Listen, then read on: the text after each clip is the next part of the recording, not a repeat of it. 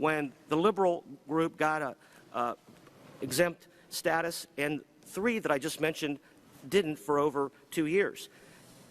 Mr. Nunes mentioned Ms. Lerner. Who was her boss in 2011 and 2012? Who did she report to? I believe it would have been Sarah Ingram, maybe? Part of that time, and part of that time another gentleman. Okay. And that other gentleman has since submitted his resignation? I believe so. And what is Ms. Ingram doing today? What's her job title?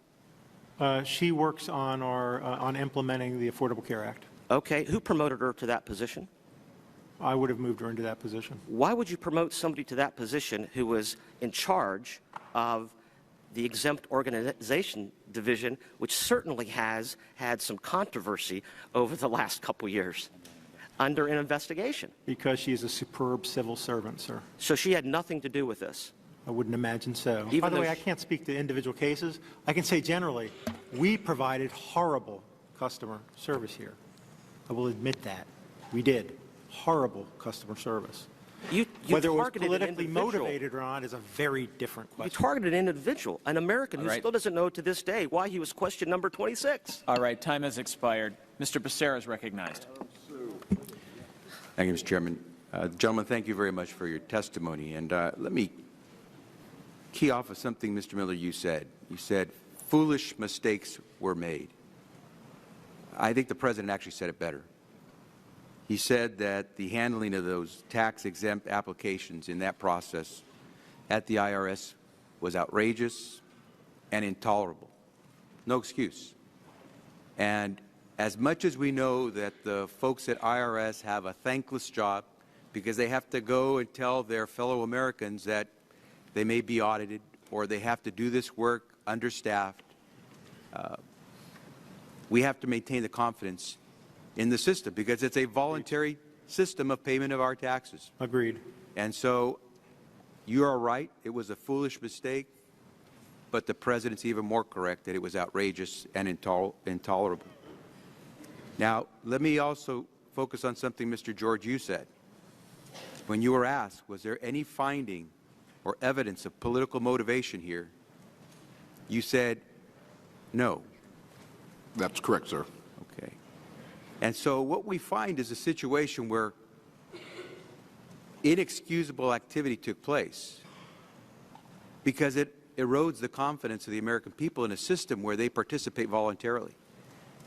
And if there's a place in public service where you have to have the highest level of conduct and standards, it's at the IRS. And so, Mr. Miller, I think it's unfortunate for those who are in positions of authority, but the buck has to stop somewhere, and I think that's exactly what we're saying. That should not diminish the good work that has been done by anyone within the IRS over the years.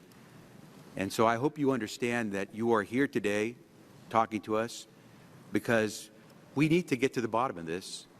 We need to clean up and clear out so we can go back to the business of making sure that people respect the fact that we have a voluntary system of paying our taxes. Thank you, Mr. Chairman. Mr. Miller, I want to talk a little about the culture of the organization. As looking at the note, your bio, 90,000 employees, $12 billion budget. You've been there 25 years. I'm concerned, and I guess to start off, you know, we've got a mission statement there. I'm very concerned about the breadth and the depth of maybe what's going on. I think a lot of employees probably do a good job, but I've been a person that's been in business 30 years and run larger organizations. So you've got a mission statement in terms of talking about working for the American people, doing what's right, playing by the rules. Is that something that's internalized at the IRS, or is that just something on a website? So I believe, Congressman, it's internalized, and the vast majority of our folk are hardworking, incredibly honest people. I'm going to tell you, and you guys should hear that as these discussions occur, as you know, it's damaging to the morale of those people.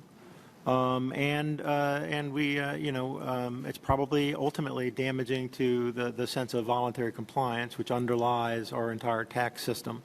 Well, let me just say, I think, obviously, I think there's probably a lot of good people, but at the same time, we've got a massive PR problem at minimum. We do. And this has got to be dealt with quickly, and it can't just drag on for 6 months to a year. So I think we need to get to the bottom of it. The other thing, let me just ask, in terms of that size organization, who's in charge? Who's the boss? How is that hierarchy? How does it work? You know, I ran a very decentralized business where I had a corporate structure, but I had managers and partners in different operations. How is the IRS, you know, in terms of being an acting commissioner? You've been there 25 years. Who do you report to, or the commissioner ideally in the past, who do they report to?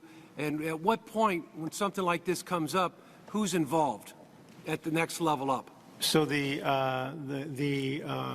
reporting chain and the organization is, there are 2 deputies and reporting to the commissioner, and the commissioner reports to the deputy secretary of Treasury. Who's ultimately responsible? The commissioner or acting commissioner, not Treasury. The Treasury relationship is such that they would not be involved. So who would be responsible for you? Who basically asked you to resign or fired you? It would be Secretary Liu. Secretary Treasurer.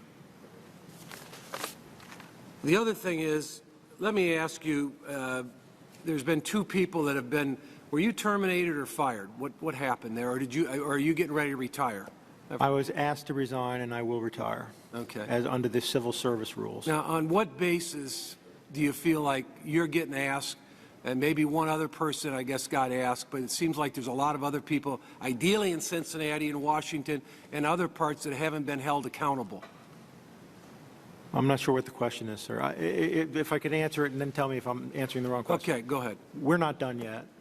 We're not. We now have the Treasury Inspector General's report. We now have the sense of the facts. Now is the time for those that remain, including the incoming acting commissioner, Mr. Werfel, to take those actions. Let me mention, as it's been brought up with a couple of the ladies that work with you, Lois Lehner and Sarah Ingram, what's being done about those 2? Because they've been in the press. There's a lot of concern about that. They ran a large operation, and it seems to be at the heart of the issues today. I think that's got to get dealt with in a very aggressive, clear way in the next week or 2. I don't know whether it will be or not. That will be up to the new acting commissioner.